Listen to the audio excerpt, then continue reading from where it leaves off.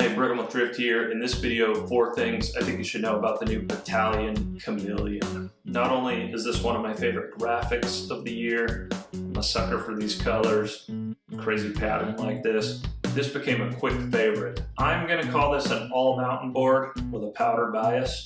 Before I get into those details, check out my specs and my biases below so you know where I'm coming from as a rider. We own the boards we talk about, get them in a variety of conditions, and then I'll let you know what we think.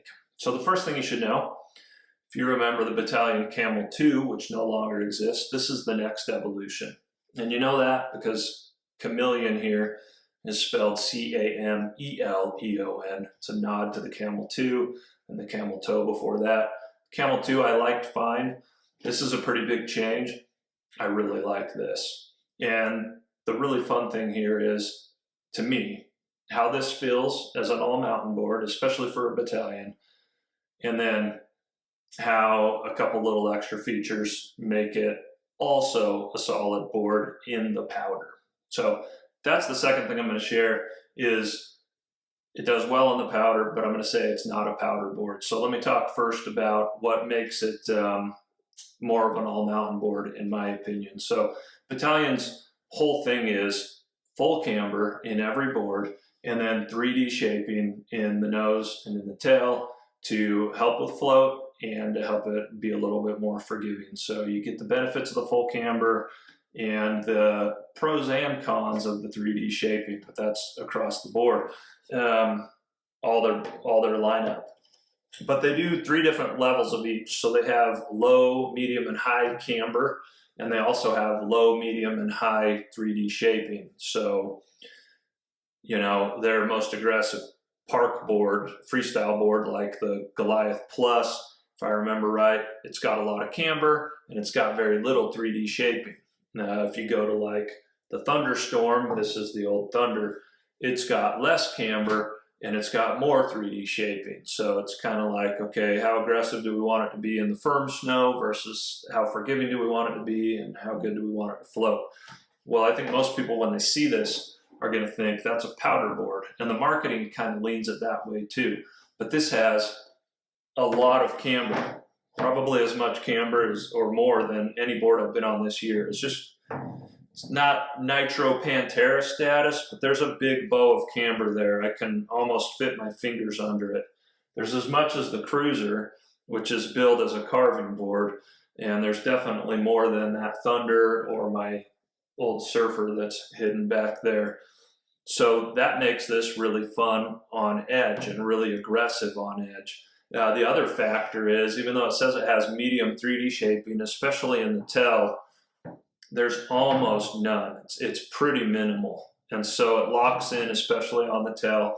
There's a little more 3D shaping in the nose, but together, this actually feels less like a Bataleon than any Bataleon that I've ridden. Now, again, I'll get to the powder performance in a second, but it does get a little squirrely still in really hard snow. But overall, if you just got like normal powder, especially like how I have it, or sorry, normal groomers like I have it here in Utah, it really does the job. And it's fun to do short and quick carves or bigger, faster, drawn out ones. It's a lot more turny than the Cruiser is just because of that side cut difference, but really fun on edge. And it's also a really good switch. If you're in firm snow, it almost feels like a twin to me. So despite how the nose and the tail look. So third thing, let's get into the powder situation. Well, what does it have going for it in the powder? Well, you've got a wide and long nose with 3D shaping. That helps with float. And then you've got a shorter tail that's been cut off. And it also has a little more flex built into the tail because they mill out the core. This section right here is milled out and it's filled with urethane. So that's a soft, kind of like not swallowtail, but it's meant to give it a little more flex back there. You can see it on both sides too. How much that matters, I don't really know, but it's competent in the powder. But I would just say, if you're looking for a full powder board, you can do better. When you have this much camber, there's just always going to be a limit to how well it's going to float.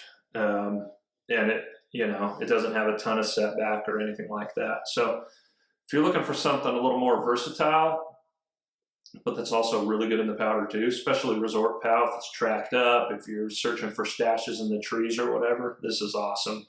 But it's not going to be my go-to on like a really deep day in the backcountry. It doesn't compare to the surfer. I don't even think it is as good as like the Thunder here on a powder day, but it's good. It's fun. Probably for most people in the resort, it's going to be great. So that's the powder performance. Actually, when I got riding this and looking at it, I thought, man, it kind of reminds me of the Rome stale fish or stale fish, however you want to say that.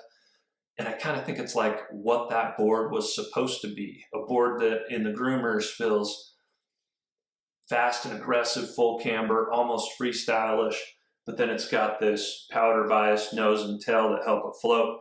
To me, the nose and the tail here just take that up a notch, so it's like even better in the powder than that board.